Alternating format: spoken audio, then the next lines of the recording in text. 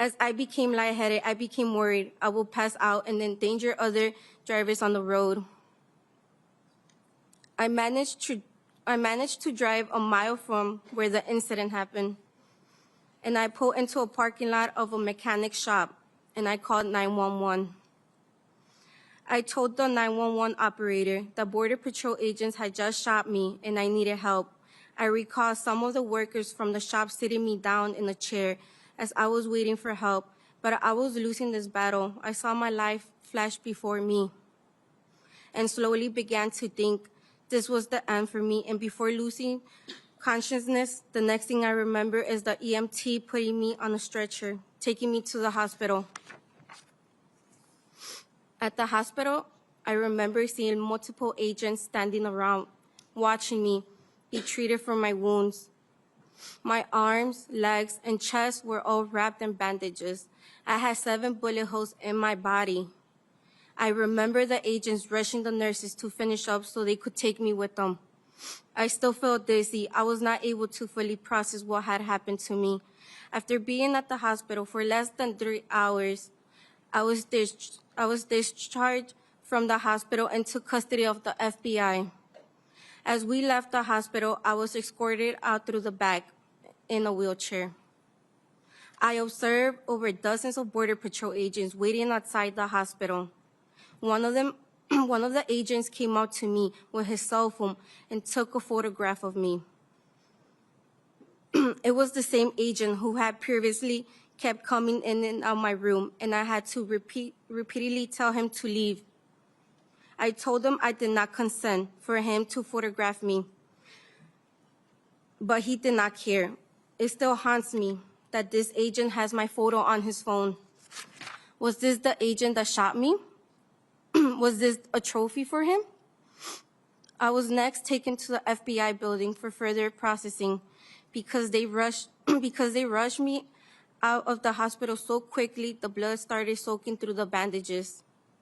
I heard the agents talking about how the jail will not accept me in this current condition. I begged the agents to take me to a different hospital to give me proper medical care. Seeing me stand in a pool of my own blood, they were concerned about my health. One of the kind FBI agents brought a bag of additional bandages and worked quickly to pour more dressings over my bloody bandages. The FBI agents agreed to take me to a different hospital where my wounds were treated again, and I received additional medical care before being released back into law enforcement.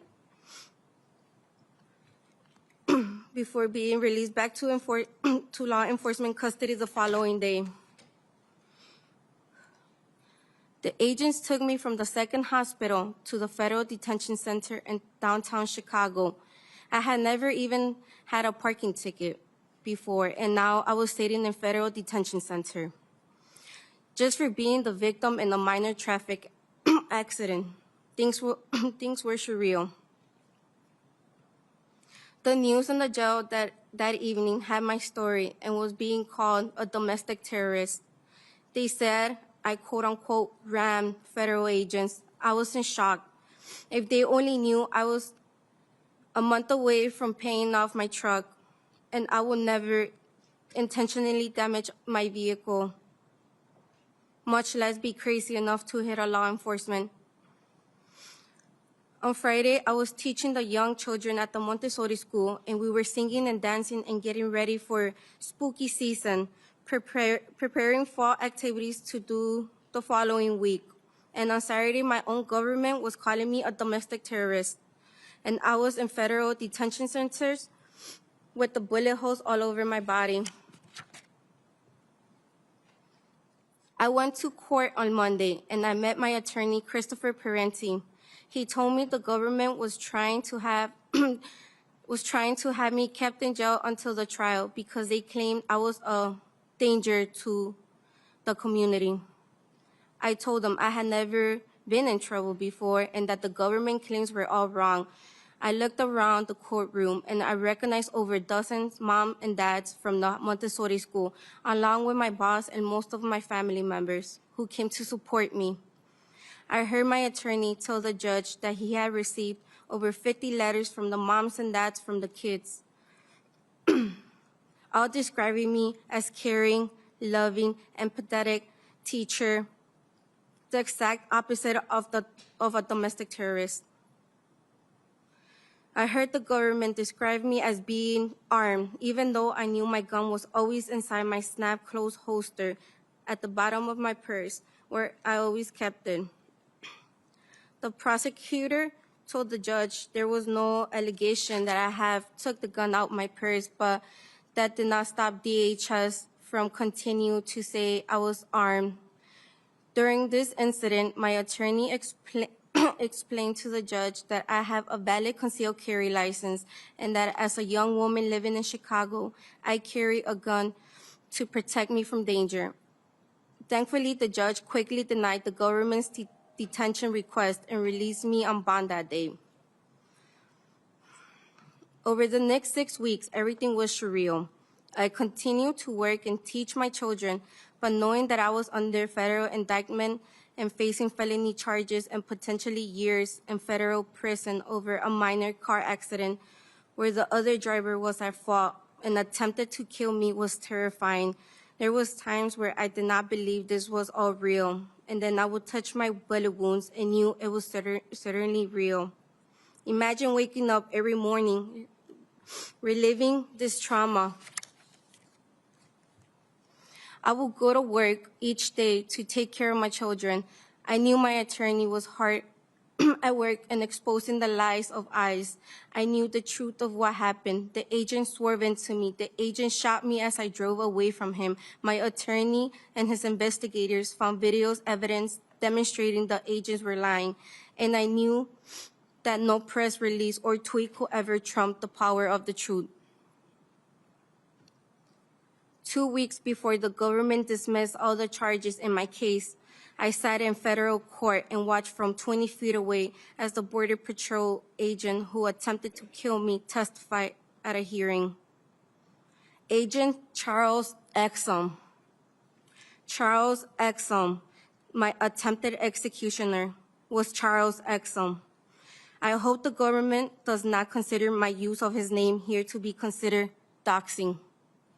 But I think it is important now that the truth is out of this case is exposed, that people know his name, Charles Exum. Exum was in the courtroom testifying, attempting to weave a coherent story explaining why he took his vehicle that I allegedly rammed out of the secure FBI evidence garage and drove it back to Maine, where the Border Patrol on-site mechanic was ordered to buff out the damages of the vehicle.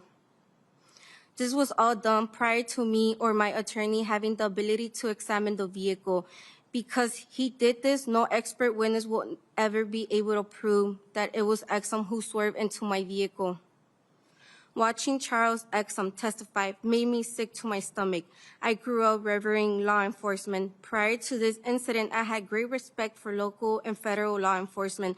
I knew every day they put their lives on the lines to keep me safe, to keep the kids at my school safe. And I thought to keep everyone in our community safe. But seeing what ICE was doing in our community at this time changed my view of law enforcement. This administration has misled the American people by claiming it will focus on the quote-unquote worst of the worst, while their actions show otherwise. Evidence from these operations, including statements made under oath, reveals a pattern of misleading the public. The government told the people they were targeting the worst of the worst, but their actions demonstrated otherwise. They are not targeting the worst of the worst. They are targeting individuals who fit a certain profile, who simply have a certain accent, a non-white skin color, just like me. This raises serious concerns about fairness, discrimination, and abuse of authority. The lack of accountability for these actions is deeply troubling. We the people are tired of this misconduct and demand transparency and accountability. Seeing Charles Exum sit in federal courtroom and lie about what happened that day completely eroded all my trust in law enforcement. I know just because Exum is not telling the truth that I cannot hold that against all other law enforcement. But to be honest, I don't know if I will ever view law enforcement the same way again. As my attorney showed the court the disgusting text messages Exum sent to his fellow Border Patrol buddies, literally bragging about how many times he shot me, I got sick to my stomach, seeing how a federal law enforcement officer will talk this way about shooting me, a woman who he swore into. Was both eye-opening and heartbreaking. Thankfully, I survived Exum's attempted murder of me and was able to shine a light on his lies. But what about all the others who either did not survive or were not fortunate enough to have videos proving the agent's lies? I know deep down this was God's purpose in having me survive Exum 5 bullets. It was for this moment to happen so that the world could see these text messages, which were a window into the soul of the USA Border Patrol at this critical time in our country's history. 14 days after Exum was confronted with his own disgusting text messages, my attorney called me with the wonderful news that the government was dismissing all my charges against me. We showed up in court later that day, and some of the same parents from the Montessori school who came to support me at my arraignment were there again, this time with tears in their eyes as they heard Judge Alexakis tell me I was free to go and the charges were dismissed with prejudice. I have learned that surviving the physical wound was only the beginning of this long and painful journey. The real battle started after. In the weeks that followed, I thought I would feel great, but still struggle. I struggle with the memories of the day, the initial swerving into me by Agent Exum, the shots ringing out, and the burning sensation as the bullets ripped through my skin and body. The images of the puddles of blood dripping from my dressings, listening to FBI agents arguing about whether the jail will accept me in this condition. Later in federal prison, staring out through a small window looking out into Clark Street. As I struggle every day with the physical pain and the suffering. I cannot close my hand yet to hold the pen. I try to play with the children at my school, and I am in insignificant pain as I attempt to do things I was easily able to do before October 4. I attend weekly physical therapy sessions to work on these issues and hope one day I can move in the same way I was able to move prior to October 4. I know that what happened to me in the matter of seconds on October 4 will unfortunately be with me for a lifetime. The physical scars will always be there in the mornings and evenings when I get dressed and I stare at my body, now permanently disfigured by the 5 lead bullets Exum fired into me. They will be there this summer when I head to the beach with my dogs and family. They will be there when I get down on the floor with my students and work with them on their motor skills. And perhaps even worse, the mental scars will always be there as a reminder of the time my own government attempted to execute me, and when they fell, they chose to vilify me. I am Renee Good. I am Alex Preddy. I am Silverio Villegas Gonzalez. I am Keith Porter. They should all be here today. I know each of them would trade my bullet wounds and lifetime of mental distress and a heartbeat to be able to be back with their loved ones this afternoon. And we must also remember the countless other souls who lost their lives at the hands of these entrusted with authority. I know that by being a survivor, it is my duty to be here today to let you elected officials know what is happening on the streets of our country, because silence is no longer an option. This needs to stop now. Why do we continue to wait for more public executions when we have already seen the evidence in our TVs and computer screens? We have heard the testimonies. We have watched the pain unfold in real time. How many more lives must be lost before meaningful action is taken? The United States is and will always be a country of immigrants, built by immigrants. We are a country of love and tolerance. This is the land of the free, the land of the opportunity, and a great nation that people around the world aspire to call home. And prior to this recent war on immigrants, we were a country where law enforcement acted lawfully and appropriately, with respect of all human life. I am happy to see people of different nationalities speak up. This is the spirit of love, unity, and courage. This will make America great. I am asking you today, pleading with you, to please help bring back the America I grew up loving and idolizing. In America, the values human dignity, protects life, and lives up to the ideals our founding fathers proudly proclaimed. If there's no justice for the people, let there be no peace for the government. Thank you for your time. Thank you, Ms. Martinez.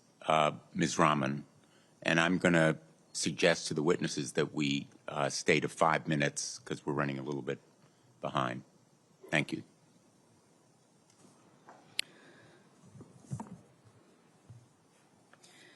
Thank you, members, for taking time to be here today, and thank you, staff, for making this happen. My name is Aliya Rahman, and I am a resident of South Minneapolis. I'm a Bangladeshi American, born in northern Wisconsin, and I'm a disabled person with autism and a traumatic brain injury. Not all autistic brains do this, but mine fixates on sounds, numbers, and patterns. And while what the world saw happen to me exactly 3 weeks ago today on video was a terrible violation, it is still nothing compared to the horrific practices I saw inside the Whipple Center. So I am here today with a duty to the people who have not had the privilege of coming home, and I offer this data because these practices must end now. On January 13th, on the way to my 39th appointment at Hennepin County's Traumatic Brain Injury Center, I encountered a traffic jam caused by ICE vehicles and no signs indicating how to get around it. I had not wanted to pull into a blocked, chaotic intersection, but verbally agreed to do so and rolled down my window after an agent yelled, "Move! I will break your effing window!" His first instruction. Agents on all sides of my vehicle yelled conflicting threats and instructions that I could not process while watching for pedestrians. Then the glass of the passenger side window flew across my face.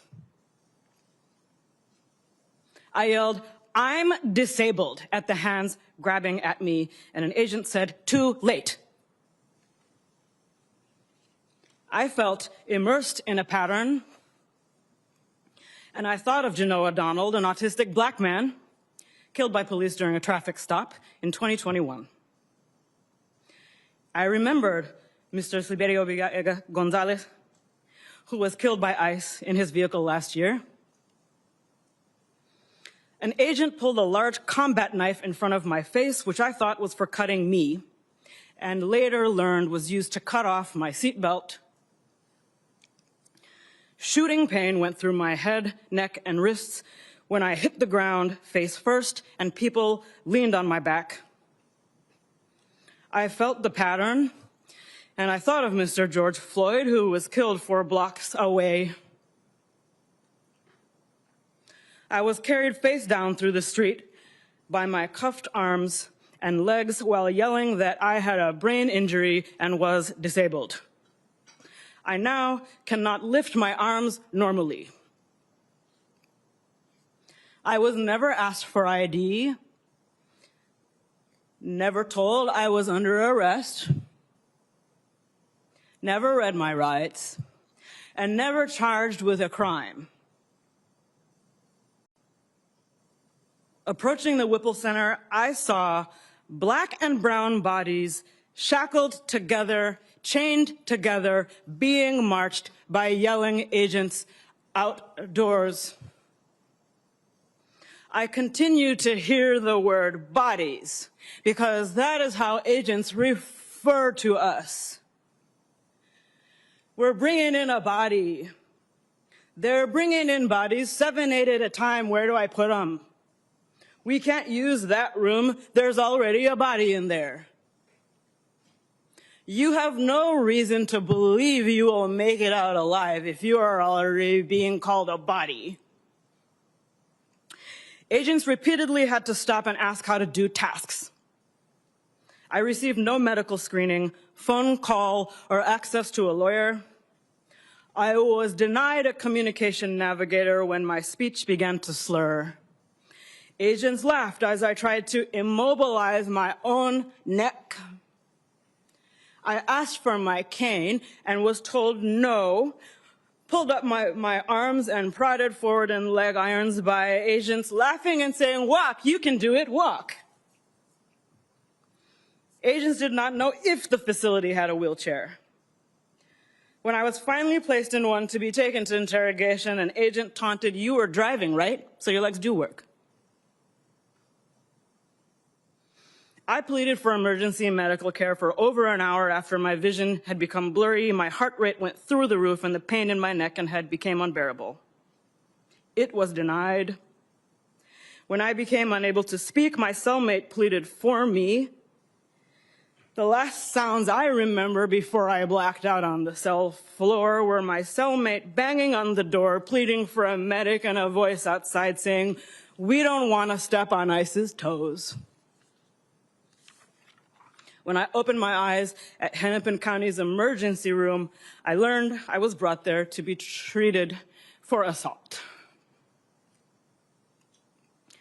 The impacts of DHS detention on my physical, mental, and financial well-being and safety have been very severe, but I do not deserve more humane treatment than anyone else, U.S. citizen or not. And I am here today with a strong spirit and a duty to the many people who haven't had the privilege to tell their stories or see their loved ones come home. I am extremely distressed by the pattern that violence from law enforcement has been happening to Black and Indigenous communities for centuries, and to DHS survivors for over 20 years. We call ourselves a civilized nation, but we lack rules and accountability around what a person claiming to be law enforcement is permitted to do to another human being. I am not afraid, and I'm not afraid to keep working on this problem even after ICE is gone. Thank you for your time. Thank you, Ms. Rahman. Mr. Rascon. Hello. Hello, good afternoon, and thank you for allowing our story to be heard. I am Daniel Rascon, a 23-year-old U.S. citizen from SoCal. I'm the eldest of 3 brothers and father to a nearly 3-week-old baby girl. I operate a forklift for work and currently have my CDLA license and dental assisting certification. I'm no celebrity, but I am loved by many in my community, and there are many that I love and I'm thankful for. The morning of August 16th, 2025 would quickly become unforgettable, especially because my future father-in-law, Francisco Longoria, wanted me to run an errand with him and his son, Jonathan, when all I really wanted to do was just sleep in. We took Jonathan's truck with him sitting in the passenger seat, Francisco driving, and me sitting behind Francisco, when we were just 2 minutes away from home. At 8:49 a.m., 2 unmarked trucks suddenly boxed in our car. I had been looking down at my phone, but when our car abruptly stopped, I looked up thinking we must be at a red light or in a traffic jam. But to my surprise, I was instead met with four men in face masks, sunglasses, and baseball caps, and guns drawn, pointing straight at us, walking towards our car. These 4 men then tried forcing their way into our car by pulling on the handles. pounding on the windows and yelling at us to roll down the windows, all while failing to answer our repeated requests for their identification and what they wanted.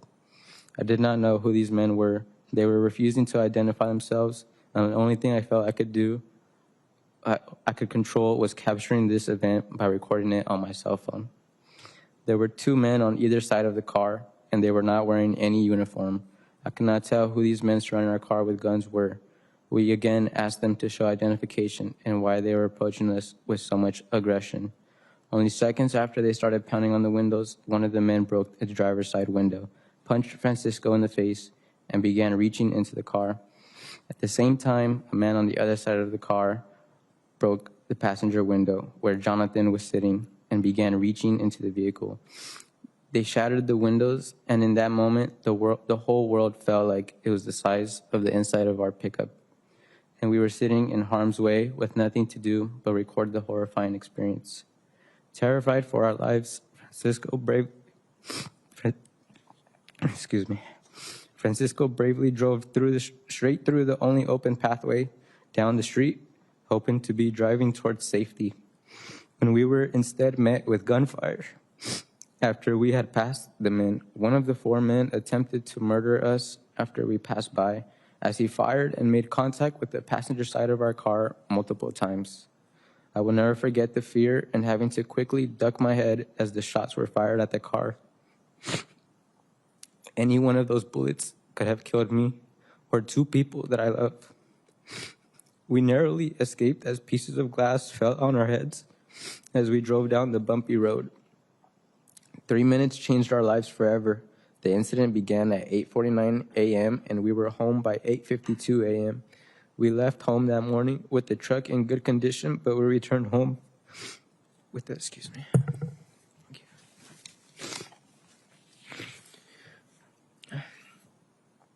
I'm sorry, hold on. What was that?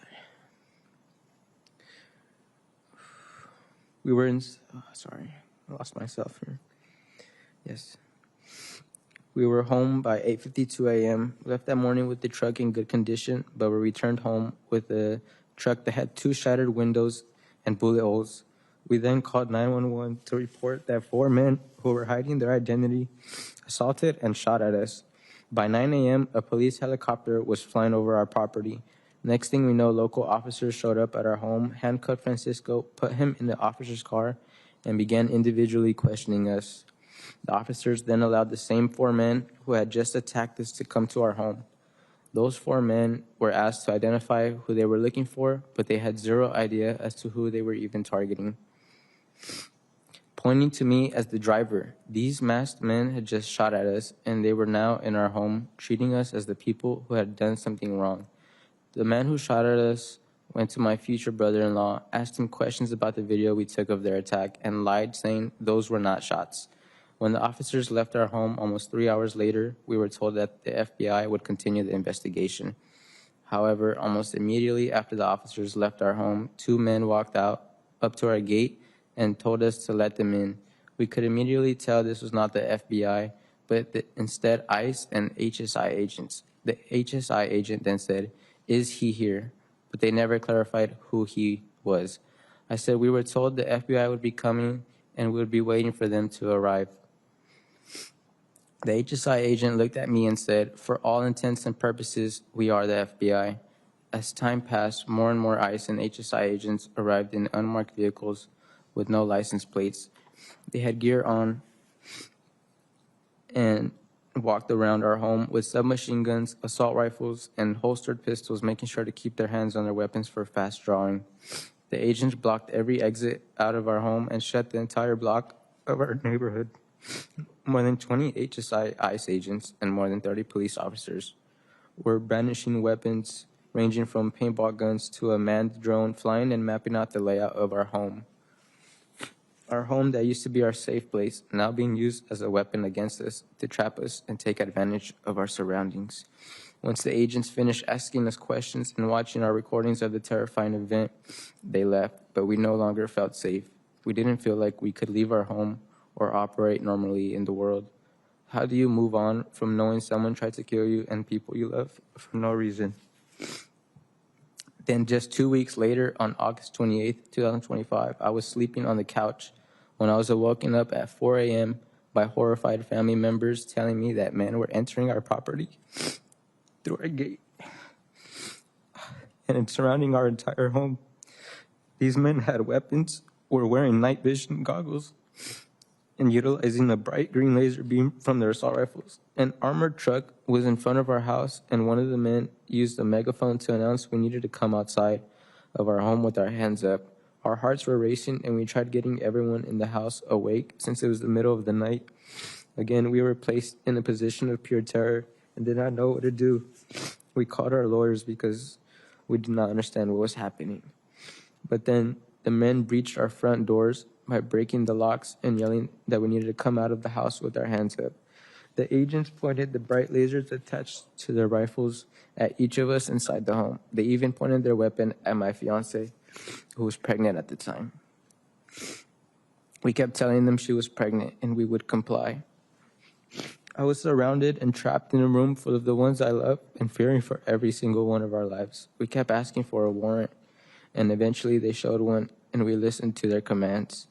Francisco was in his sleeping attire, and we begged them to allow us to give him a shirt and socks since it was cold outside, and we did not know where they were taking him or what they would do to him.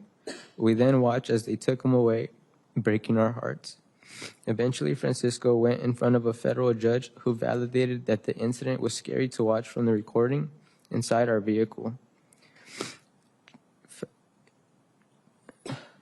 Despite the lies and misinformation given by the agents, the judge believed our truth, and eventually the federal charges were dismissed. However, Francisco was taken to immigration custody and held for 3 months, where he had to endure horrible conditions.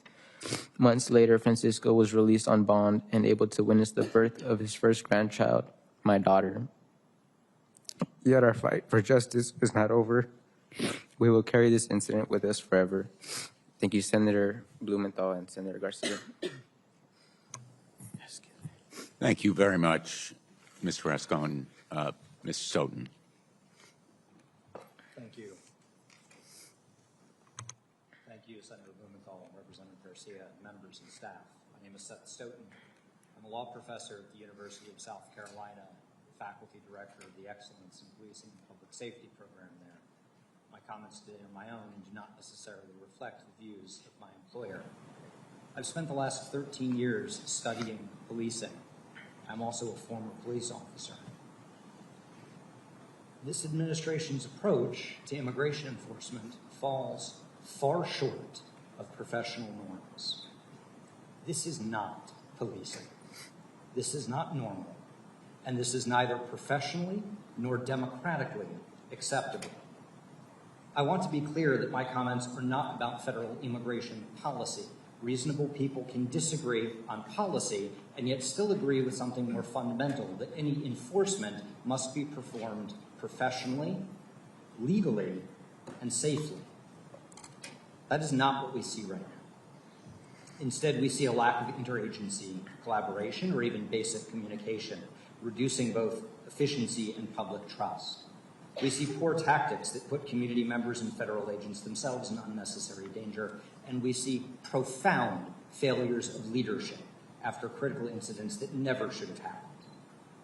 With regard to interagency collaboration, federal law enforcement has partnered with state and local agencies for generations. Highly targeted police efforts have long been known to be the most effective approach to enforcement, but they depend heavily on local knowledge, relationships, and expertise that federal agents lack. Today, we see federal immigration authorities simply ignoring established channels of communication, demanding state and local agencies blindly comply with federal priorities in contravention of basic tenets of federalism. We see federal immigration authorities sending in agents who appear to have no connection with, insight into, or even basic concern for the communities they are in. Having deprived themselves of a scalpel, federal officials have fallen back on the hammer, using dragnet-style enforcement tactics that are demonstrably overbroad. According to government data, more than half of ICE detainees have no criminal record. and only a very small percentage have been convicted of any violent crimes. We see similar departures from established professional norms when it comes to what immigration officials are doing in the field. Professional policing depends on clear identification, including uniforms, badges, and, in most cases, visible faces. Thank you. That reduces the risk of tragic misidentification, both blue-on-blue shootings and defensive violence by confused citizens. By contrast, recent federal operations have involved officers in plainclothes and masks, sometimes refusing to identify themselves even when asked, leading to dangerous confusion. Among other things, local officers have responded to kidnapping and shooting in progress calls. In one incident, a local officer drew his weapon on a motorist that he saw pointing a gun at someone else, only to later learn that that motorist was an ICE agent. Professional policing also depends on sound tactics to keep officers and community members safe. This includes, among other things, attempting to de-escalate passively non-compliant subjects, such as those who fail to exit their vehicles when initially commanded to do so. But we see federal agents rushing vehicles, prying on door handles, and breaking windows within seconds of initiating an encounter. This is substantially more likely to scare a non-compliant subject into actively attempting to escape a potential assault. Good tactics include preemptively avoiding the risk of being struck by a vehicle by not stepping in front of vehicles. But we see federal agents taking and maintaining positions in front of vehicles.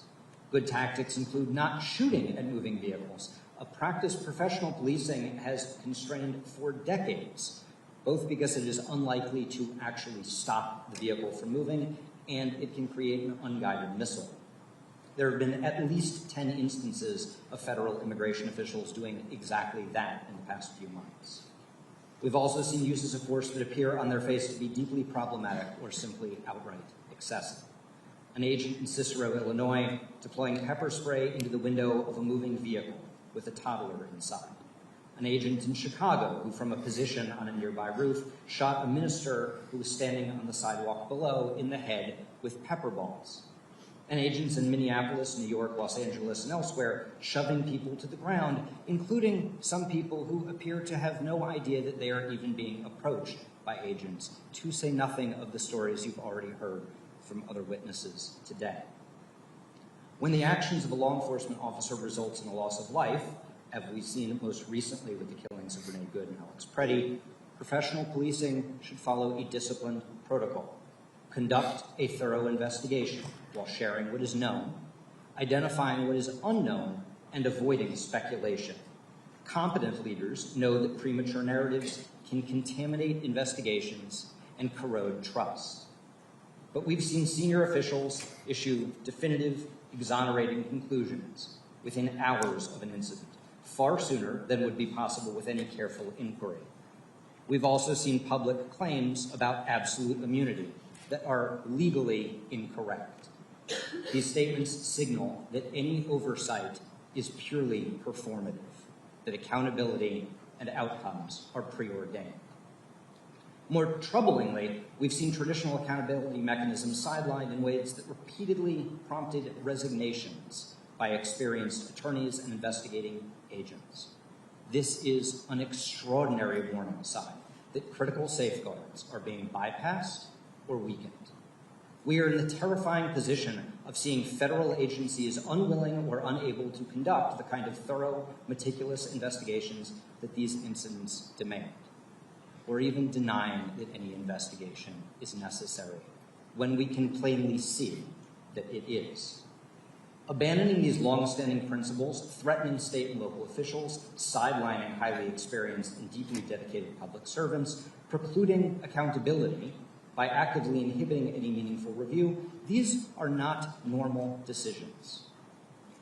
History suggests that these are the hallmarks of authoritarianism. These deviations from long-standing professional norms should be deeply concerning. Equally concerning is the effect that this administration's approach will have in the future, as thousands of ICE agents who have recently been hired or who are going to continue to be hired will eventually change jobs, moving into other aspects of federal law enforcement or taking jobs with state and local agencies. What we're seeing right now is not normal, but if it is not addressed, it will become normal.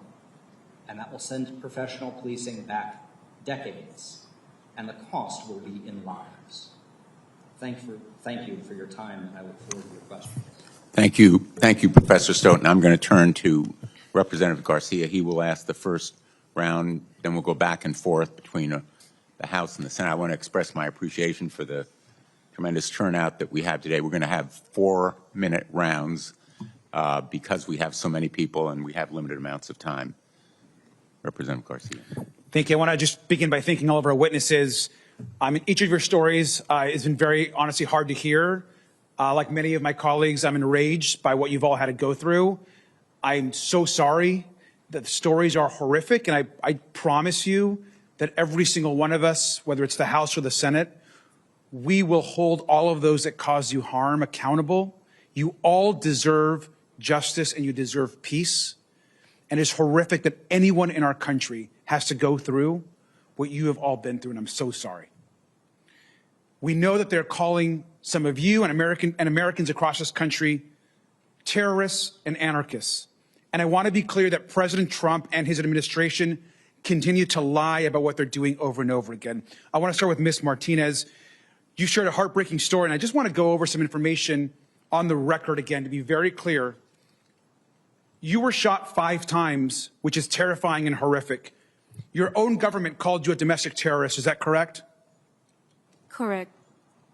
And you're not a terrorist, of course, correct? No, I'm not. You're a teacher, is that right? Mm-hmm. Yes, correct. You were convicted of no crimes, is that correct? Correct. Have you ever been convicted of a crime?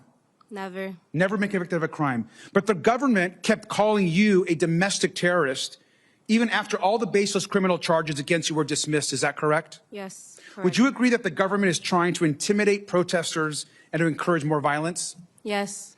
Is it true that in the body cam footage, the CBP officer told you to, and I'm so sorry for saying this, the officer told you to, quote, do something, bitch, before he fired? Yes. It's disgusting, shameful, and it gets worse. Ms. Martinez, these are images of texts sent by the agent who shot you. And they're actually disturbing to read, but I think it's important for the public to see this. The agent linked an article about your shooting and texted, read it, 5 shots, 7 holes. I fired 5 rounds and she had 7 holes. Put that in your book, boys. Oh, well, it is what it is. Shit happens. This is someone that works for the United States government. I fired 5 rounds and she had 7 holes. Now, he was talking about you, and it's our understanding that he was actually bragging about his aim shooting an unarmed American citizen. Is that right? Correct. I'm so sorry, Ms. Martinez. DHS has allowed the agent who shot you to remove evidence and to potentially destroy it. Is that correct? Correct. They're actively working to deny you justice to an American citizen who's been shot and almost murdered. I'm so sorry. I want to turn to Ms. Rahman very briefly. The government, and I'm sorry, it's important that, of course, that those are watching can see this. I'm going to turn this for a minute. I'm going to turn over to Ms. Rahman. Thank you. The image above you just saw, Ms. Rahman, we've taken it down, of course. Ms. Rahman, you were literally just driving to a doctor in your own city. Is that correct? That's correct. You shared that when officers were yelling at you, that you thought about others who had been shot. Is that correct? Yes. You told officers that you were disabled. Is that correct? Yes, many times. You were still brutally arrested, denied medical care, and you lost consciousness in your cell. Is that correct? That is correct. Horrific, outrageous, and I'm so sorry that this happened to you. And I would encourage the American public to view the photos of what happened to Ms. Rahman, which are very hard to see. These agents are unleashing violence against people across our country. And I have one final picture as I close. I want to remind the American public of Stephen Miller. There is probably no single person in this government has done more damage and more harm to people across this country, immigrants and U.S. citizens, in the terror that is happening across this country than this man right here. And it's our job as a House, a Senate, and a united Congress to hold him responsible for the crimes that are happening to United States citizens. As a country, we have to do better. And with that, I yield back. Thank you very much. I want to express my apology as well. But the person who really owes you an apology is Kristi Noem. And the leadership of that agency and the President of the United States owes you an apology as well. I'm going to hold up the same poster that Representative Garcia just asked you about. We thought alike. Great minds think alike. Ms. Martinez, Charles Exum. That's what Charles Exum had to say about shooting you. What would you say to Charles Exum? That I hope that he never goes through this pain again. I mean, I hope that him and his family never goes through this pain that what me and my family, we went through. Well said. What I would say to him is, have you no sense of decency? Have you no sense of shame? Empathy. And I would say the same to Kristi Noem and to all at DHS responsible. Because what this poster shows is that those DHS agents made our streets less safe. ICE and CBP are making our neighborhoods less safe. If an agent of the United States government can shoot you, literally shoot you, cause you almost to bleed to death, and feel this kind of callousness and cruelty, there is a need to change the training, the recruiting, the structure, completely overhaul, rebuild from the bottom up, and house clean from the top down. And I think you really summarized it best in the testimony I just heard. What about all the others? I'm quoting you. What about all the others who did not survive or were not fortunate enough to have videos proving that the agent lied? Charles Exum sought to assassinate you, and then DHS sought to assassinate your character. That is unconscionable and intolerable. Mr. Rascom, how do you feel now about what happened to you? I gather the emotions are still with you. Yes, sir, they are. I feel like I still look over my shoulder, and so does the rest of my family. And it's tough to relive this situation and think about it on the daily because our fight is not over.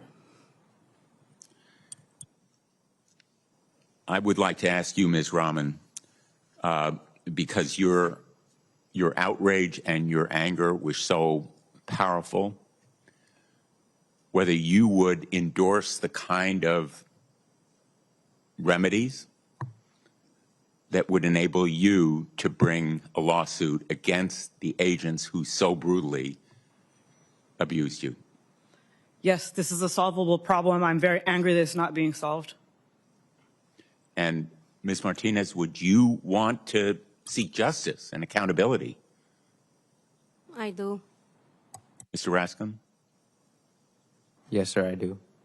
And just finally, I'd like to ask this entire panel, all the United States citizens here, please raise your hand.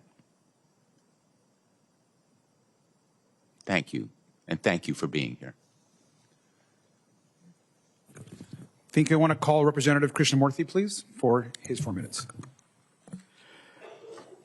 Thank you very much, and thank you to the witnesses for your courage in coming here and telling us your testimony. Mr. Stoughton, during Operation Midway Blitz, Secretary Noem posted on Twitter the following. She said, "We will make America's cities safe again. Chicago, we're here for you." I'm a representative of the Chicago area, so this was something I paid attention to. Let's look at what DHS has done to, quote unquote, make Chicago safer.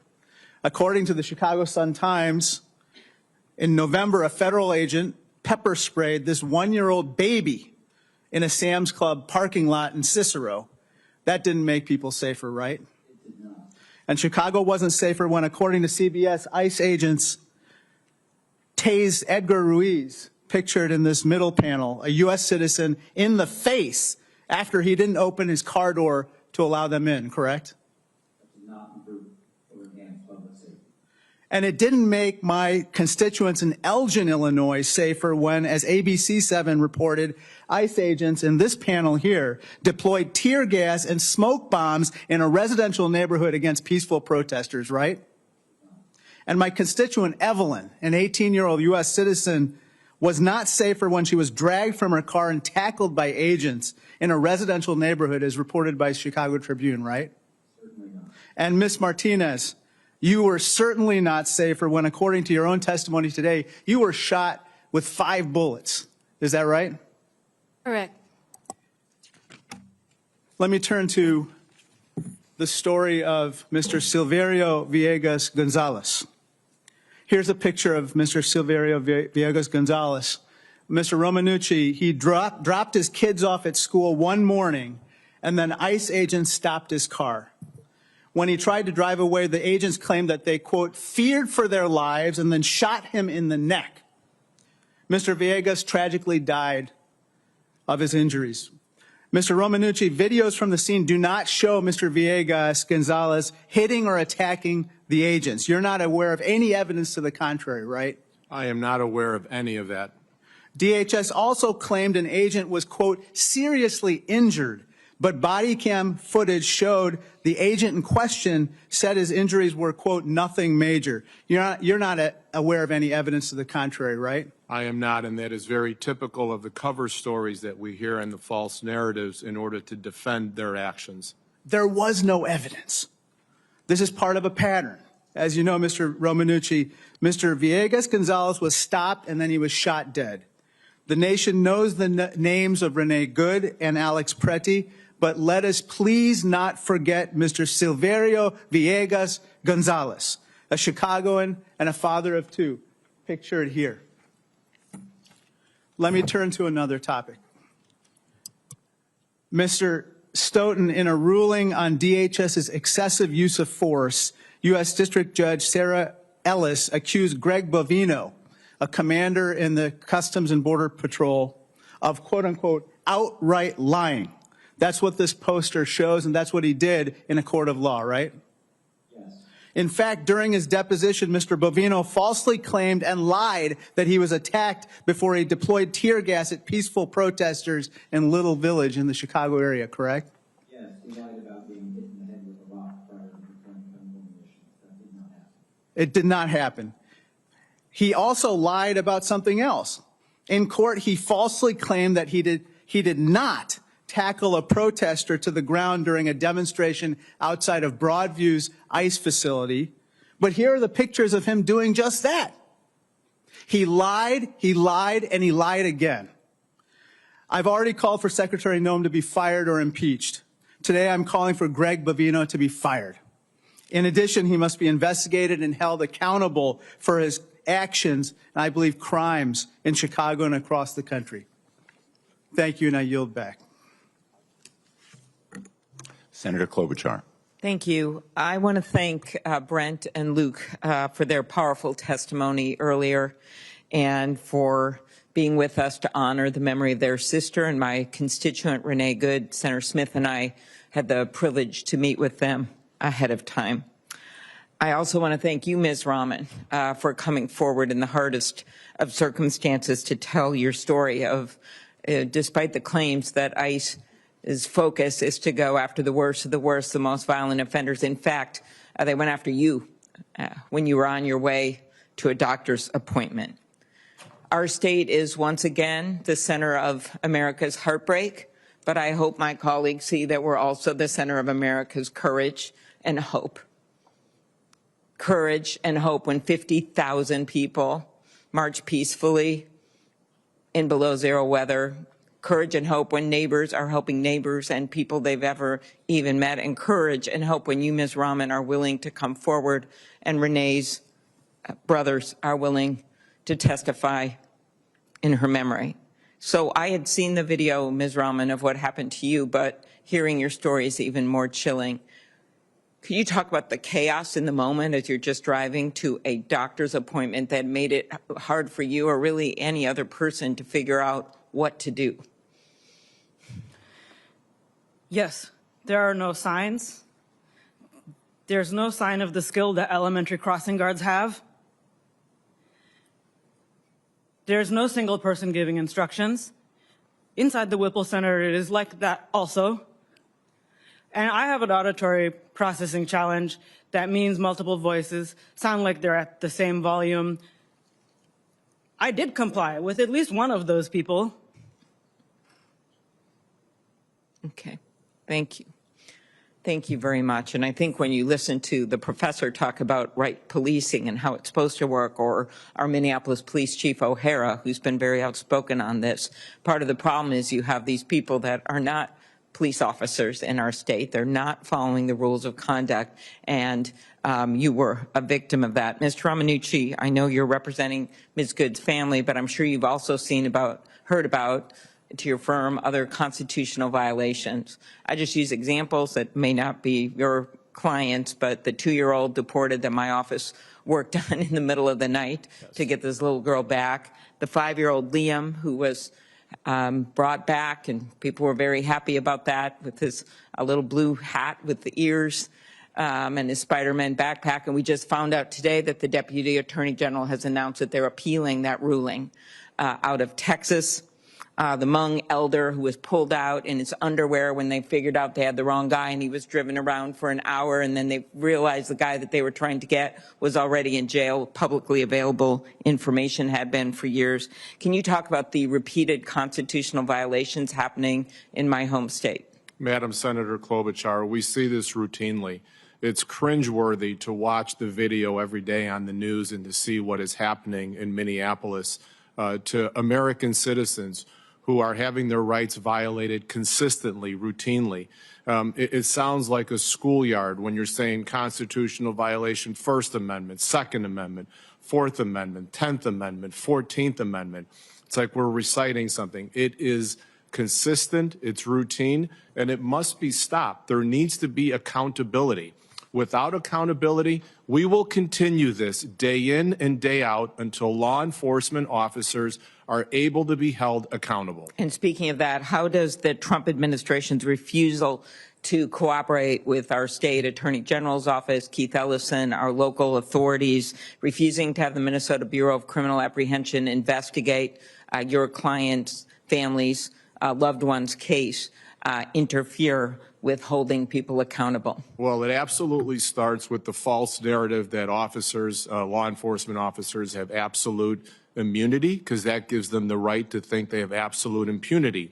And without any significant parallel investigation or cooperative investigation, there cannot be accountability either on the civil side, administrative side, and certainly there's going to be compromise then on the civil side without meaningful, transparent, real investigation. Thank you.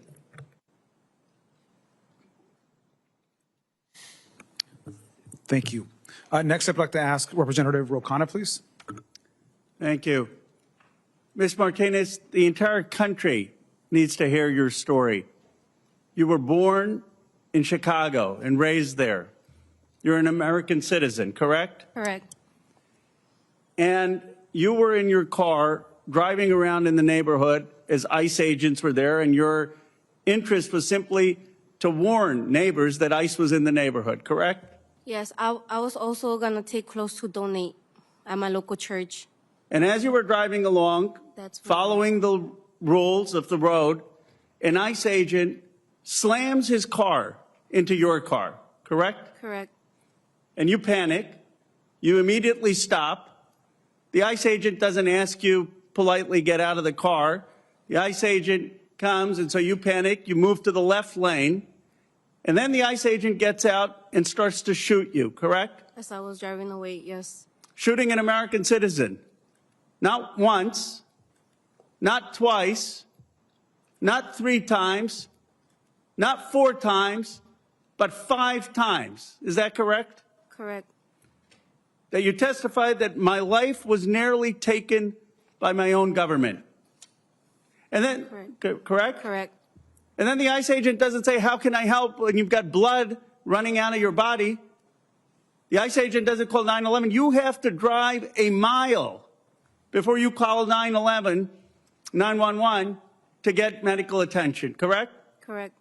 And then you go to a hospital and they're so concerned about detaining you, they don't even let you get adequate health care. Is that correct? Correct. You have to beg them to take you for medical care Correct. as an American citizen. Correct. And then you're arrested, detained, and called a domestic terrorist after this ICE agent shot you 5 times. Correct. I'm angry on your behalf, Ms. Martinez. Tell me, what do you want this government to do to apologize to you and make you whole for what happened to you? Apologize and accountability. That's all I want. Just a sorry. You're not a domestic terrorist. That's it. That's all I want. That's all I'm asking for. For them to admit that they were wrong. Everything that they said about me, I just want accountability and for them to say, no, you're not a domestic terrorist. We were wrong. And a simple sorry. That's it.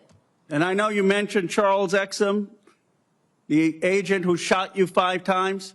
Correct. I believe he should be arrested. I believe he should be prosecuted.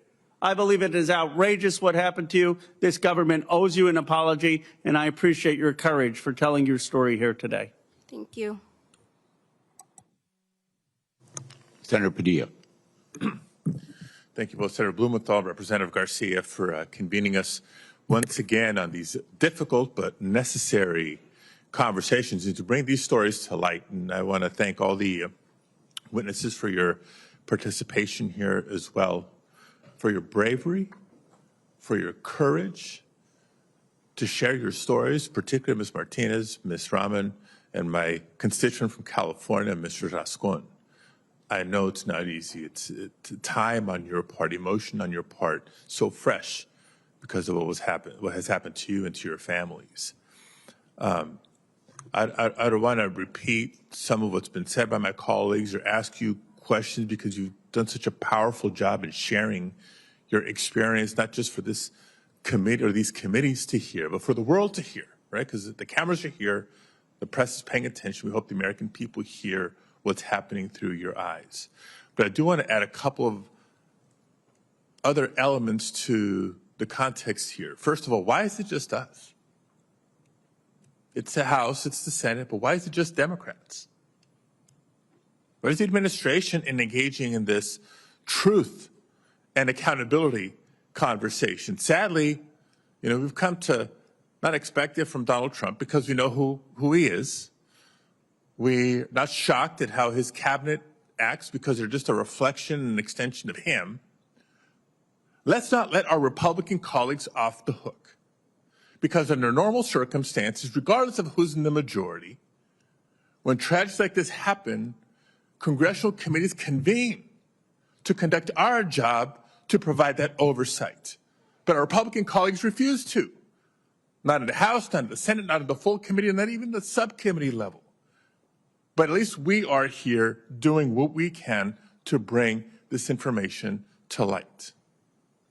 Now, over the course of the last year, we've all seen the images because while Minneapolis is in the most intense spotlight right now, what we're seeing and hearing began in Southern California, in the greater Los Angeles area. We've seen incidents in Chicago.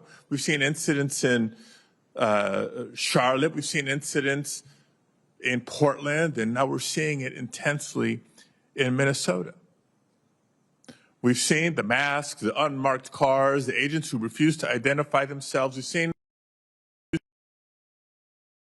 the agents coming out of helicopters rappelling onto an apartment building in Chicago, kicking in doors indiscriminately. all for purposes of making a promotional video for themselves. We've heard and seen about the tear gas. We've seen the shootings of cars like Mr. Rascon's experience and others. And a few weeks ago, we saw the killing of Renee Good. And I bring us back to that point because under normal circumstances, you might get a sense of like, oh, let's bring the temperature down a little bit. That was an officer, not just use of force, officer involved shooting, a fatal officer involved shooting. And instead of proceeding with the best practices of an independent investigation, what do we hear from the administration? All the way to the top. No, these officers have complete immunity. Number one, that's not true. It's wrong. Number two, it's the opposite message, the wrong message to send the aid to the agents in the field. So as heartbroken as I am, I'm not shocked that less than 3 weeks later, Mr. Preddy was shot 10 times in the back. All for what? Because Ms. Good and Mr. Preddy were exercising their First Amendment rights? They're speaking up on behalf of their neighbors? That's so core to our democracy, freedom of speech. I appreciate Mr. Stoughton's contribution to this conversation here because under normal circumstances, right, I've been in public service a long time. I've served in local government, state government, and now at the federal level. Under normal circumstances, we lean on a credible, independent investigation. Sometimes it's administrative at the beginning to find out what happened and if consequences or accountability are in order for an officer. Absent that, because our country's history is not perfect, under normal circumstances, we turn to the Department of Justice and the Civil Rights Division to oversee a credible, independent investigation and bring forth consequences and accountability when warranted. But sadly, we're not living in normal times.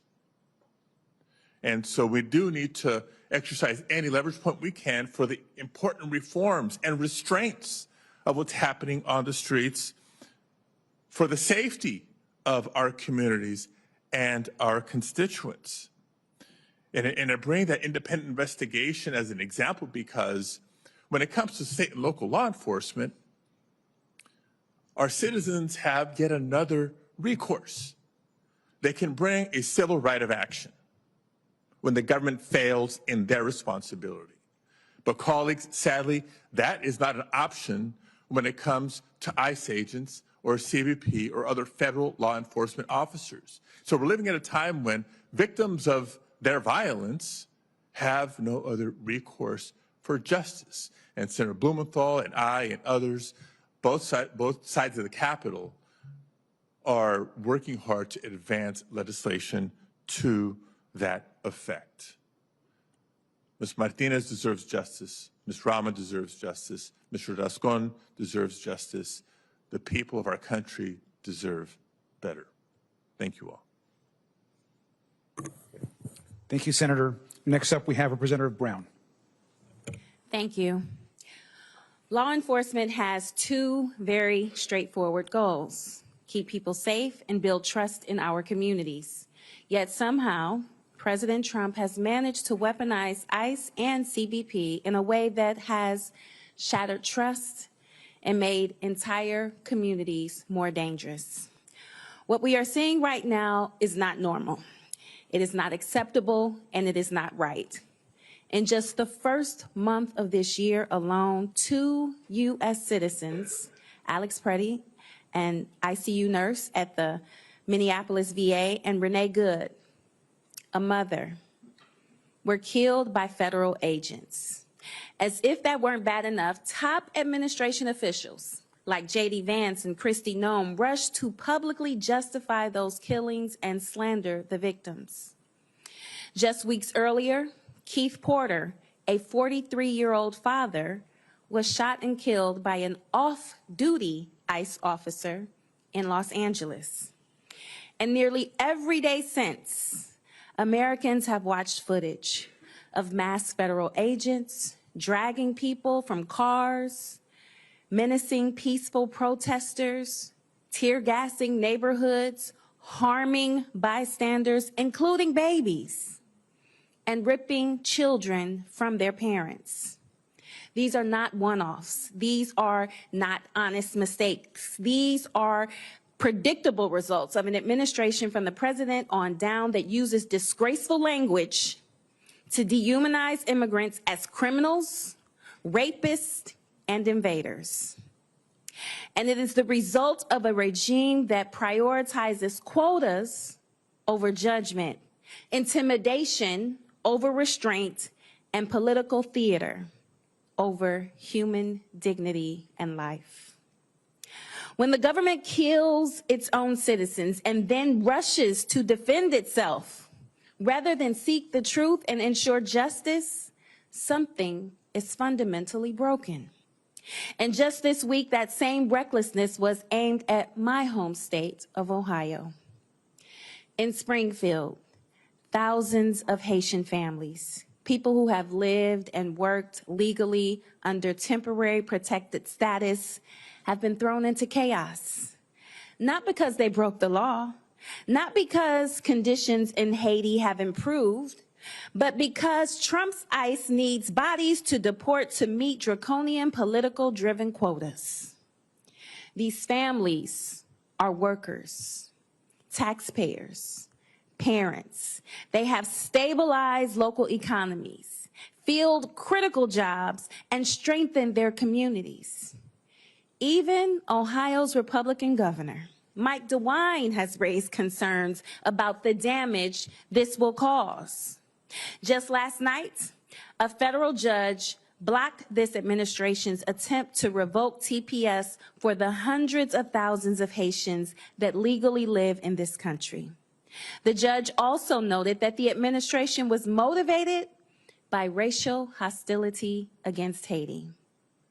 This was wrong in Minneapolis. It is wrong in Ohio. It is wrong in every corner of this nation. And Congress has an obligation to say clearly and unequivocally that this is wrong. So, Mr. Stoughton, can you briefly explain why this administration believes it is appropriate to publicly exonerate agents and blame victims before independent investigations are finished? And is that practice consistent with the constitutional principles and basic accountability? I could not begin to offer a rational explanation for why the government and the current administration preemptively and prematurely exonerates officers prior to any investigation. There is no professional or democratically appropriate justification for doing so. Thank you. And would you say that practice is consistent with constitutional principles and basic accountability? It certainly is not. And Mr. Stoughton, does stripping legal status from law-abiding immigrant families make our communities safer or our borders more secure? Both legally and empirically, no, it does not. Thank you. See, this isn't just about immigration policy, politics, or party. It's about people. It's about defining what kind of country we are. We can be a nation that enforces the law without sacrificing human rights. We can be a nation that protects people who are contributing to our communities and honoring the law. And we can be a nation that demands accountability when the use of force goes too far and when innocent lives are lost. Because every life deserves dignity, safety, and justice. And at the end of the day, this is about this administration's lack of respect for human life, lack of respect for the Constitution, and lack of respect for the rule of law. Enforcement without accountability is not justice, and silence in the face of harm is not leadership. We owe our constituents and the families who have suffered better. Thank you. Senator Urban. I want to thank all of the witnesses who appeared before us today, my friend Tony Romanucci, and I particularly want to call attention to Ms. Marimar Martinez. Your name on this side of the table is El Milagro. You are a miracle. the fact that you are here today after being shot 5 times to tell your story. God had a purpose for you, and your purpose was served today by telling us this story. I'm the ranking member of the Senate Judiciary Committee, and I want you to know for the record, Secretary Noem has not appeared before our committee in over a year. She's too busy to come and answer for the mismanagement of this agency and the damage that's being done, not only to the people of America, but to our reputation in the world when you consider the police tactics that are being used. Mr. Stoughton, I was going to go through some of the things that Ms. Martinez lived through and ask you to comment. I sense from your earlier answers what you will be saying. But this much I want to make clear. Chicago was one of the first victims of this policy of massive deportation. I came to the Senate Democratic Caucus luncheon and I told my colleagues after it got started and after I visited Little Village and the neighborhoods and saw what happened, be prepared because this show is coming to your town next. They may leave Minnesota, and I'm sure people in Minnesota can't wait for that to happen. They may leave some other place, but they're headed to a new place. You see, they appropriated billions of dollars for this effort, this mass deportation, billions of dollars, so that the force that they have created, that we've heard described today, is larger than the United States Marine Corps, larger than the FBI. They are prepared to take this show on the road and to visit it to polling places and schools, nurseries, Montessori schools all across America. We have to do something. It is up to us. The courts are doing some things. I wish they would do more. But we have to do our part. And that's why we've made it clear that this negotiation to change the standards for ICE is critical for us to continue funding this agency. Critical. 10 days. The Republicans are arguing, it's not long enough, we need longer. No, 10 days is plenty of time to do what needs to be done. The basics, Mr. Stoughton, the basics of policing. All we're asking is that this effort by ICE and other federal agencies adhere to the same standards and principles as policemen and policewomen across the United States already. That's not too much to ask. Thank you, Mr. Chairman. Thank you, Senator. Next up is Representative Stansbury. Thank you, Mr. Chairman. I just want to start out by saying thank you all for being here and being brave enough to share your stories. I don't know what to say, but I do have to say that I'm literally shaking and my heart has been pounding sitting here listening to your stories. And particularly, Ms. Martinez, as you shared your personal story of sitting outside the jail as you were bleeding out and having your picture taken. I don't normally talk about my own personal experience with the justice system and my family because it's such a painful experience, but your story for me really made me think about an experience that our family had about a decade ago. And the reason why I want to share it here in this space is because I think it helps to amplify and hopefully show that we're listening. And that is that I had a member of my family who about 10 years ago, 15 years ago, was picked up not in a detention for immigration, but for other reasons, and was taken to a local county jail where he had a medical emergency in the jail. And the agents in the jail not only did not help him when he had a medical emergency in the jail, they watched him and laughed as he died. And in the aftermath of his death, the agents that were involved, both the local law enforcement and the jail officials, tried to intimidate members of my family to try to cover it up. And at the end of the day, obviously there was a wrongful death settlement, and Department of Justice was ultimately brought in to provide oversight over this county jail because this was not the only incident in which that had happened. And I think that goes to the points that the senators were making, which is that at the end of the day, this should not be happening. This should not happen to anyone in America. It should not be happening to U.S. citizens. It should not be happening to immigrants. It should not be happening to anyone in America. I don't care who you are or what your identity is or how your status is under the law in this country. This should not be happening in the United States, and there are systems in place to provide a check and balance to make sure that this does not happen to people in our country.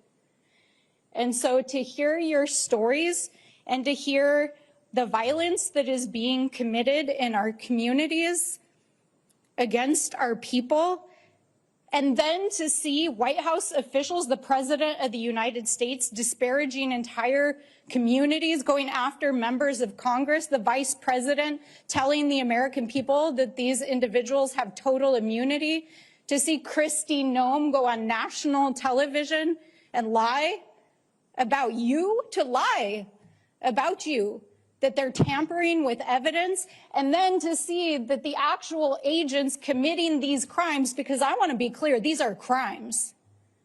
This is not in the line of duty.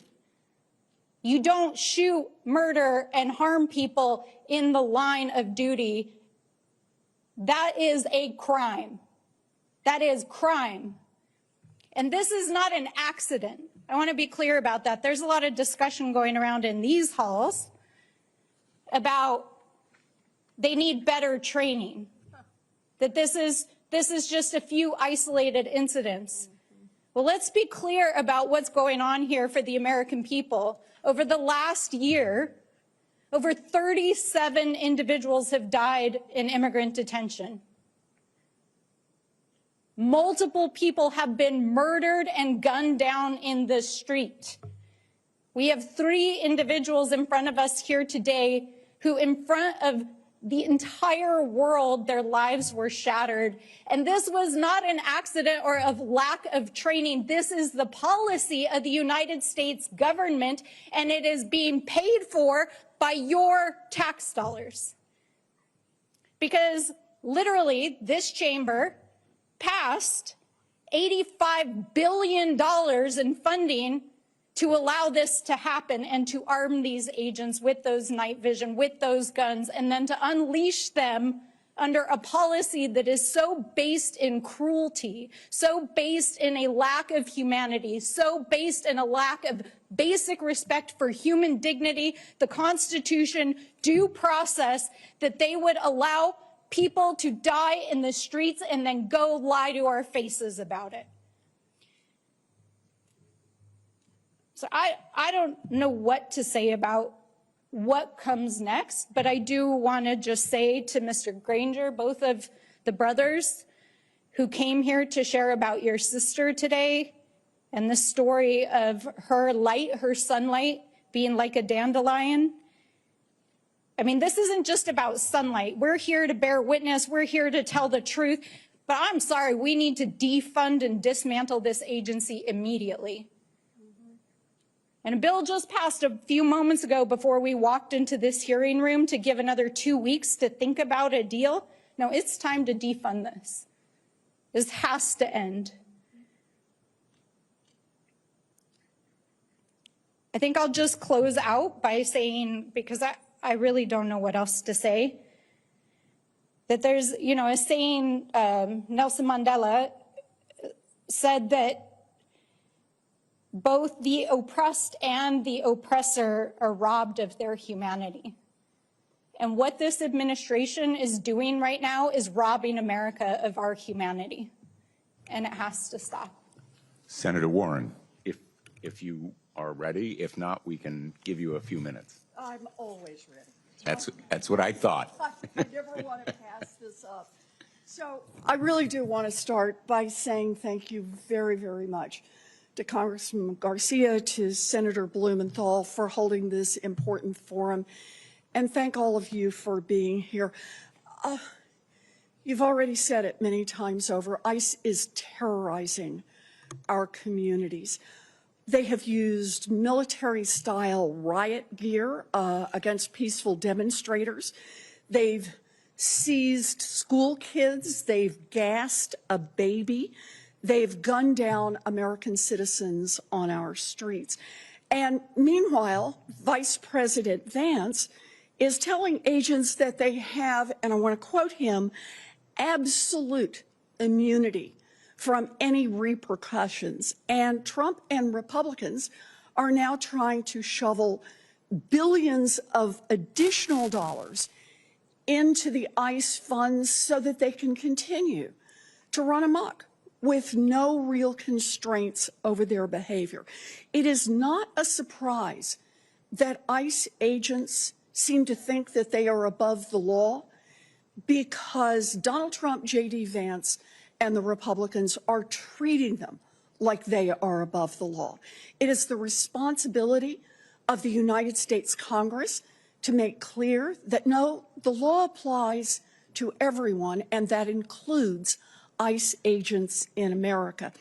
So I appreciate your being here. Let me just ask a couple of questions. Ms. Martinez, you've told us that last October you were driving in your car when a Border Patrol agent rammed the back of your vehicle, pointed an assault rifle at you, and opened fire, shooting you 5 times. You weren't ever found guilty of any wrongdoing, and yet you were shot 5 times by Border Patrol. So my question is, do you know if anyone will ever be held accountable for this? I don't even know, but I hope soon. Do you know what happened after you were shot? What happened to the agents who shot you? I'm not too sure what happened to him, honestly. I just know that he drove his vehicle back to Maine. That's all I know. But I don't know if he's working or, honestly, I don't know. So as I understand it, this agent left town, making it even harder for an investigation to go forward.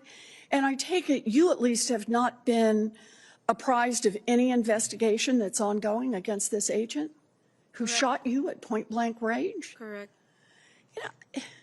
So we just need to be clear here. Immigration agents shoot our neighbors at point-blank range with no justification, and here's the big part, and no accountability afterwards. And Ms. Martinez and Mr. Romanici, did I get that right? Good. Yes. You're an attorney. You represent the family of Renee Good. We appreciate your being here today. Thank you. We've all seen the videos. Renee was coming back from dropping off her kids at school. She has stuffed animals in her glove compartment when an ICE agent shot and killed her. We've got a serious issue with accountability for the agents involved, and I know you've testified to issues with seeking relief for plaintiffs. On top of that, it seems that there haven't been any consequences for the agency itself to prevent these abuses from repeating themselves in the future. ICE is still sitting on this massive slush fund that Republicans put together last year as part of Donald Trump's One Big Beautiful Bill, an amount that is larger than most countries' military budgets. So let me ask you, has even a penny of ICE's slush funding been frozen in response to the killing of Renee Good? Senator Warren, I am not aware of any money being frozen as a result of what is happening in Minneapolis or any of the other cities. But what I can tell you is this: there will never, ever be accountability until we have real investigations that become public. Could you ever imagine the disaster that happened just miles from here? American Airlines crashing, a helicopter crashing into American Airlines, and the NTSB saying, we're not going to investigate or ever release any public findings. We would all be sitting here with our jaws wide open. Yeah. There needs to be investigation, and I would support any pinch point that would not or that would increase accountability for ICE and CBP. Well, you and I are on the same page here, and I so much appreciate, and I'm sorry for going over here, but I so much appreciate all of you being here today.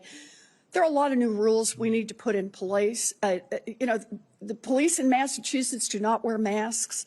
If there's an officer involved shooting, There's an independent investigation. There are a lot of things we could put in place. But a key has to be accountability. If you shoot people, if you gas children, if you seize little people out of elementary schools, if you break the law, part of what our whole system relies on is there's ultimately some accountability. We understand that we get things wrong, but the way we get things better is we demand accountability of ourselves and of those who broke the law. And for me, that's what this hearing is about, and that's what this moment is about. It is Congress's responsibility to step up and say, we are going to put new rules in place for ICE, but most of all, we're going to demand accountability for those who break the law. Yes. Thank you. Thank you all for being here. Thank you, Mr. Chairman, and thank you. Thank you, Senator. Next up is Representative Lee. Thank you, Mr. Ranking Member, to both of our ranking members for holding this hearing. And I just first want to associate myself with all of my colleagues who have acknowledged that you can't reform authoritarianism and that we can't unmask fascism and cruelty and oppression, and that the call now is to abolish this agency. ICE and DHS agents are terrorizing communities. They're violating constitutional rights. They're harming, even killing people. They're calling for body cameras and codes of conduct, quite frankly, isn't enough when the agency doesn't care about the current laws or the rules that they're already supposed to follow. The problem is that these immigration enforcement agents are operating exactly how they were meant to operate. ICE is uniquely and deeply an American creation. A lot of my colleagues have called ICE the Gestapo, which makes them seem foreign and new. It allows people to say that what we're experiencing right now is in some way unprecedented, but this isn't a new phenomenon. If you just look back throughout our own nation's history, look back to the slave patrols or to racial segregation enforcement, if we look at the decades of run-of-the-mill racism and authoritarianism, what we're seeing is America doing American things. The so-called Kavanaugh stops from what the Supreme Court open the doors to stops based on racial profiles are just this era's stop and frisk. For years, Black and brown folks have been sounding the alarm about racial bias and discrimination in law enforcement, yet any tiny steps forwards have been erased to support tough on crime policies. The lessons learned in the wake of George Floyd and Breonna Taylor and Ahmaud Arbery have been completely abandoned, and ICE has been able to take advantage of that and run with it. ICE and DHS are inflicting generational trauma. Just listening to our witnesses today and what they've been through at the hands of our government should be difficult for anybody who claims to love this country to hear. Anybody. Mr. Escombe spoke today about going out and running errands with his future in-laws when immigration agents stopped their car. Ms. Rahman told us she was going to a doctor's appointment when ICE ripped her from her vehicle as she yelled that she had a disability. Ms. Martinez explained how immigration officers rammed her car and then shot her and then tried to blame her. And we heard from Mr. Romanucci today because we can't hear from Renee Good because ICE killed her. Mr. Escombe, after the sketchy traffic stop and after they came to your home right after, these immigration officers actually terrorized your family a third time, almost 2 weeks later, when they broke your front door down, correct? That is correct. What went through your head as all of this went down at about 4 in the morning?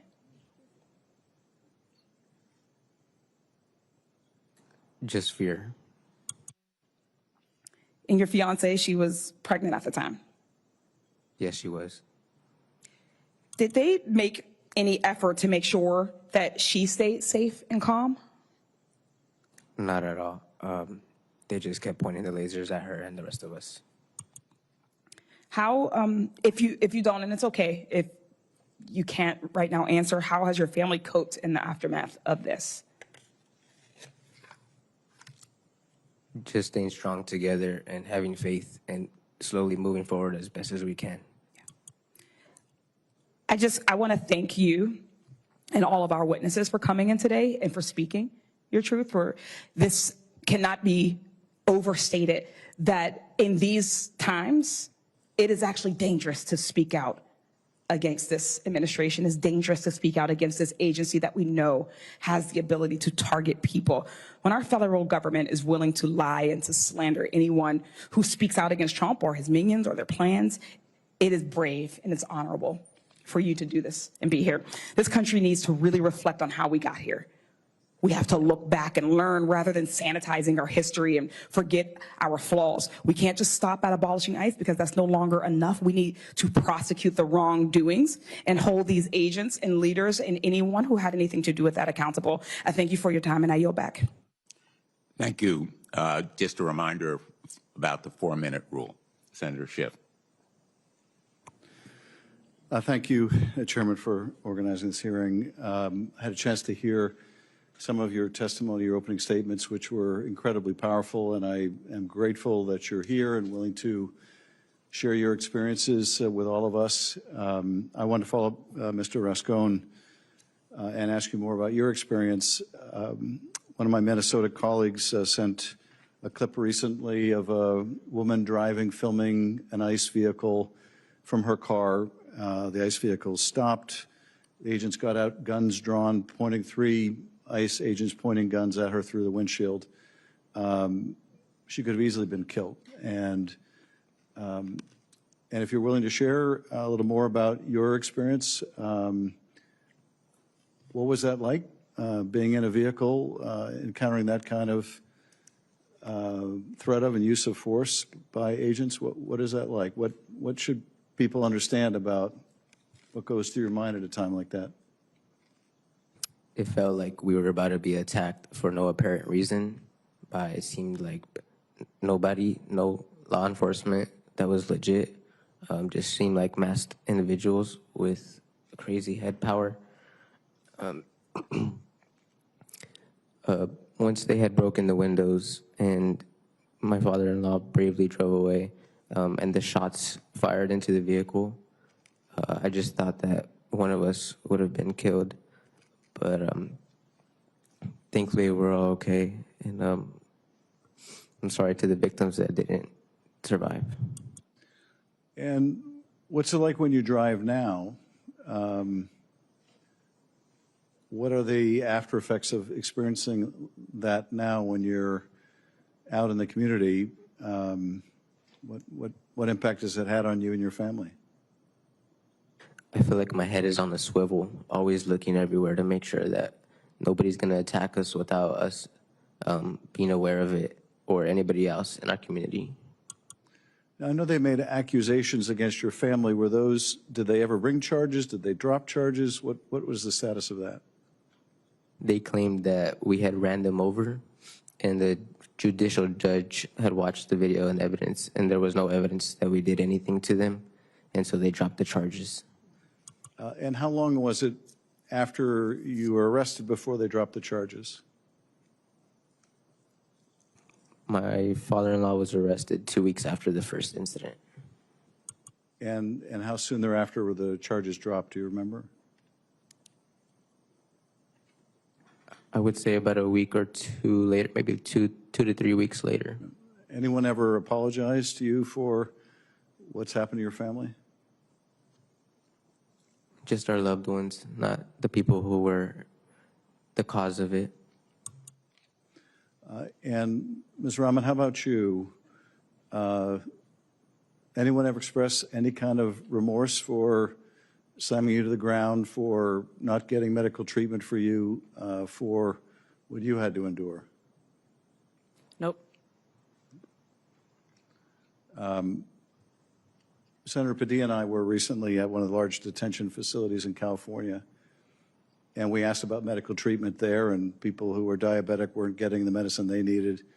You didn't get any kind of medical assistance. How long were you in custody? I have not been provided information about that from DHS. I know that the timestamp of my arrival at the emergency room was after 1 o'clock. I know that I was on a trip to the doctors just after 9:35, and I know that we asked for medical assistance at 11 a.m. So an hour and 47 minutes later, I was brought into the ER unconscious.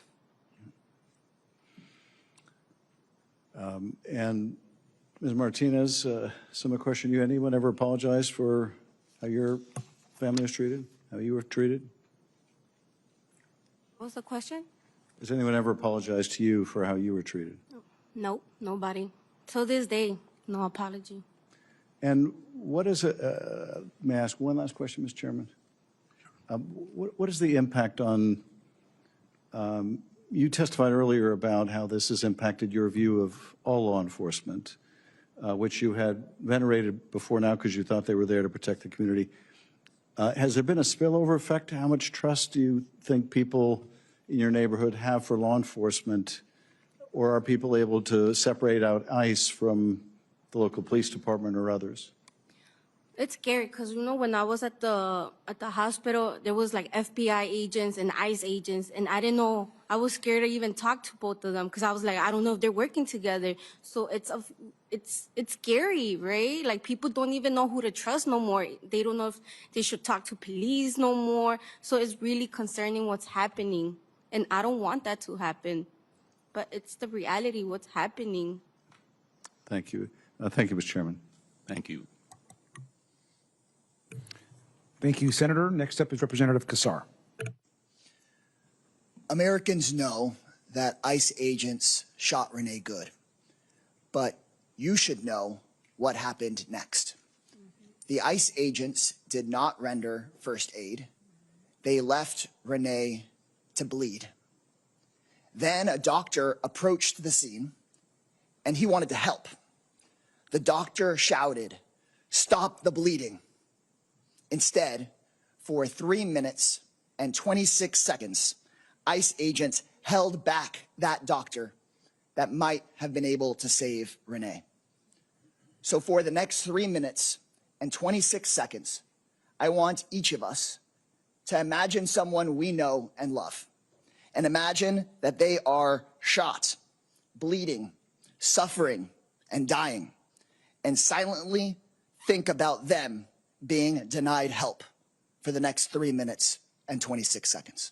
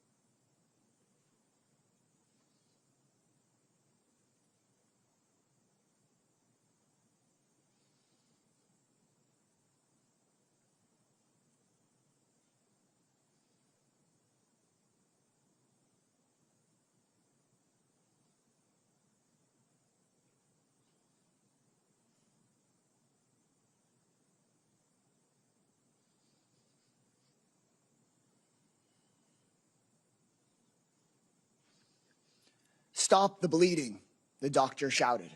And for 3 minutes and 26 seconds, ICE did not. Renee still had some pulse when the firefighters arrived, but no breathing. CPR didn't start till 10 minutes after she was shot. It was too late, but it's not too late to prevent this from happening to more people in our country. Thank you. Senator Hickenlooper. Thank you for that almost unbearable amount of time. Thank all of you for coming. I am fully aware of what it takes to discuss and tell again and again when you've gone through trauma. And I appreciate it because what you're doing is helping the rest of the country to become aware of really what's happened. I want to talk a little bit about masks. I think transparency and accountability are fundamental to every form of law enforcement. And yet we've witnessed more and more masked agents operating in unmarked vehicles, creating fear and confusion in people all over this country. Now read this. Research shows that anonymity can change behavior. When individuals conceal their identities, they may feel less accountable, be more willing to engage in conduct they would not otherwise consider. We also know that criminals have been putting masks on to impersonate federal agents and then commit crimes. Crooks generally put masks on. I guess the question, and Mr. Stoughton, I'd ask this of you, how does allowing ICE officers to wear masks, how does that affect law enforcement to distinguish between legitimate operations and a group of armed impersonators? And what are the consequences of this policy in terms of public trust, core of how we keep our communities safe? Anonymizing law enforcement dramatically reduces public trust. When law enforcement agents act at the local, state, or federal level, they act with public authority. That is, they are policing in my name and they are policing in your name. And that should mean that we, as the public, have the right to know who is doing what in our name. When we don't have that, it undermines accountability and it dramatically hurts public trust. It also creates tremendous confusion for the individuals who are interacting with anonymous agents who may not know who they are interacting with. There are now at least a dozen or more stories of individuals who, upon being confronted with ICE or Customs and Border Protection agents, called the police because they did not know who they were being confronted with. These masked, armed individuals who are aggressively approaching them. There is nothing to clearly distinguish that kind of enforcement operation from a criminal kidnapping or carjacking without clear identification. Right. Exactly my point. I would just go down, and I was here for all three of your, when you gave your testimonies, and again, words can't express how much I appreciate. I think all of us appreciate that. Mr. Rascon, when exactly did the federal agents, how did they identify themselves? At what point? After repeated requests, they did not identify themselves. And Ms. Rahman, same question. At what point exactly did they, and how did they identify themselves? They did not identify themselves. I even asked them their names to have a conversation in the car, and they were silent. And Representative Lee has already talked to us about the history in America of masked men taking it upon themselves to do things to people of color. And I don't even come from a family where that has happened for generations by masked men. Thank you. And Ms. Martinez, I can't ask you that question because you never even got a chance. Anyway, I've got more questions, but I appreciate what you've all done to be here, and I think it is more powerful than you can possibly imagine. So again, thank you each. Thank you all. I yield back to the chair. Thank you, Senator. I'd like to now yield to Representative Crockett. Thank you so much. Mr. Ranker, I am so frustrated. It is so hard to sit in allegedly power positions, yet see this happening in my country every single day. We are arguably the most powerful people, not just in this country, but in the world. Yet some of our colleagues have decided that they wanted to abdicate their oaths and their duties, and they have decided that instead of following the law or the Constitution, they want to follow a single man. There are those that say that our democracy hangs in the balance. With every passing day, I feel as if we are slipping further and further into a full-on dictatorship. When we live in a country where a journalist by the name of Don Lemon can be arrested, or Georgia Fort can be arrested, when we live in a country where a 5-year-old little boy, Liam Ramos, can be thrown in what looked like a penitentiary, because I did go and see him at Dilley facility, and the reality is that Liam's picture went viral. But there are so many children that are rotting away in that facility, and it seems like nobody cares. When we see what happened to Alex and Renee, and my colleagues are silent or they're in defense of what took place, I start to wonder, what is our purpose? If we are sitting here and we are seeing our Constitution desecrated at every single turn, and then when we have an opportunity in the minority as Democrats to say we are going to stop this because it's not working out very well for the Republicans. In my state of Texas, they just flipped a seat where it swung 30 points. It's not working well for the Republicans when the Republican governor in Texas decides to say, well, maybe we're a little off track. It's not working well for the Republicans when Donald Trump steps in and says, well, let me go ahead and give you a sacrificial lamb by the name of Bovino. It's not working well for them. So we are in the best position that we could be in, yet and still that package passed, and we gave a 2-week pass for them to continue to negotiate. My question is, what are we negotiating for? What is it that we're trying to get? Because we know that they already will ignore the law. The First, the Fourth, the Fifth, and the 14th Amendments have all been thrown out of the window by this administration. So, Mr. Stoughton, DHS's internal use of force policies are supposed to be guided by constitutional protections under the Fourth Amendment. Do you think that we're seeing that? The policies on paper are fairly good. I do not see those being translated into practice. In fact, we know that the opinion that was written by the judge that ordered the release of Liam and his father, it says this case has its genesis in the ill-conceived and incompetently implemented government pursuit of daily deportation quotas, apparently even if it requires traumatizing children. This court and others regularly send undocumented people to prison and orders them deported, but do so by proper legal procedures. Apparent also in the government's ignorance of an American historical document called the Declaration of Independence, 33-year-old Thomas Jefferson enumerated grievances against a would-be authoritarian king over our nascent nation. Among others were, he has sent hither swarms of officers to harass our people. He has excited domestic insurrection amongst us, for quartering large bodies of armed troops amongst us. He has kept amongst us in times of peace standing armies without the consent of our legislature. We, the people, are hearing echoes of that history. And then there is this pesky inconvenience called the Fourth Amendment.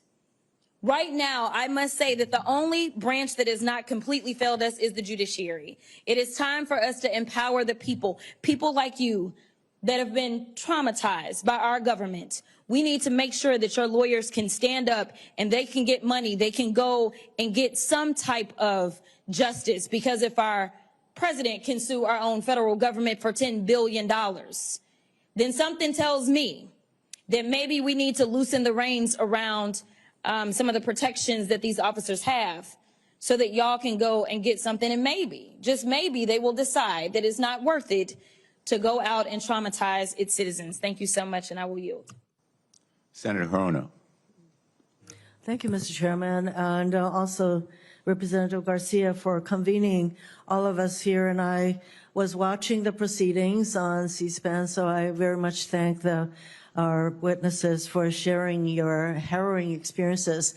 What we are dealing with, as far as I'm concerned, is a lawless regime, and with agencies that behave in lawless ways. And we all should be motivated by the fierce urgency of now to do something about this lawlessness. There have been over 500 lawsuits filed against this administration's actions to prevent the continuing lawlessness. And so the testimony you provided shows us how critical it is for us to it's really hard to describe how we all felt watching what happened to so many of you, but to really put some parameters, some guardrails around the behavior of ICE and Border Patrol, some common sense kinds of requirements that has to do with not wearing masks, but having body cameras. There are some common sense kinds of behaviors that law enforcement officials all across our country abide by, but apparently not ICE. And so in this, what I would call the fierce urgency of now, we need to put in some immediate parameters to how ICE is operating so that they cannot drag people out of cars, they cannot smash car windows, they cannot beat people up, and yes, of course, he cannot murder people in front of our very eyes. And so my hope and expectation is that the next 2 weeks that there will be these kinds of parameters and guardrails put around ICE behavior, and at the same time, we need to look at some longer-term reforms, such as what's happening in our detention facilities, such as enabling people to sue federal agents, which they cannot for their lawless behavior. I do have one question for Professor Stoughton. When you have a senior aide to the president say to ICE agents, where he says, and I'm talking about Stephen Miller, to quote, "To all ICE officers, you have federal immunity in the conduct of your duties, and anybody who lays a hand on you or tries to stop or obstruct you and is committing a felony," end quote. Now, this is a senior person to President Trump, and this sentiment was agreed to by the Vice President. Professor, when you say things like that, what kind of environment, law enforcement environment, does it create for ICE and Border Patrol agents? It provides every reason for them to believe, as Mr. Romanici put it, that they will be able to act with impunity, that there is no meaningful oversight, that any attempt or any lip service paid to accountability is purely performative. It creates an extremely dangerous precedent and risks undermining professional culture and cohesion. I would say that probably all our witnesses agree that this kind of lawless environment was created by the very kind of statements made by senior officials in this regime. Thank you. Thank you, Senator. We're moving on to our next member, and just as a reminder to the 4-minute rule, please, if possible, Representative Randall. Thank you so much, Ranking Member Garcia and Ranking Member Blumenthal, for holding this important hearing on the deadly use of violence being inflicted across the country under the pretext of immigration enforcement. I also want to join all of the witnesses. I want to join my colleagues in thanking all of the witnesses for joining us. Many of you, as we have heard today, have experienced ICE's violence and brutality firsthand, and I'm grateful for your courage in testifying today, for reliving your trauma for the benefit of others to shed light on these abuses.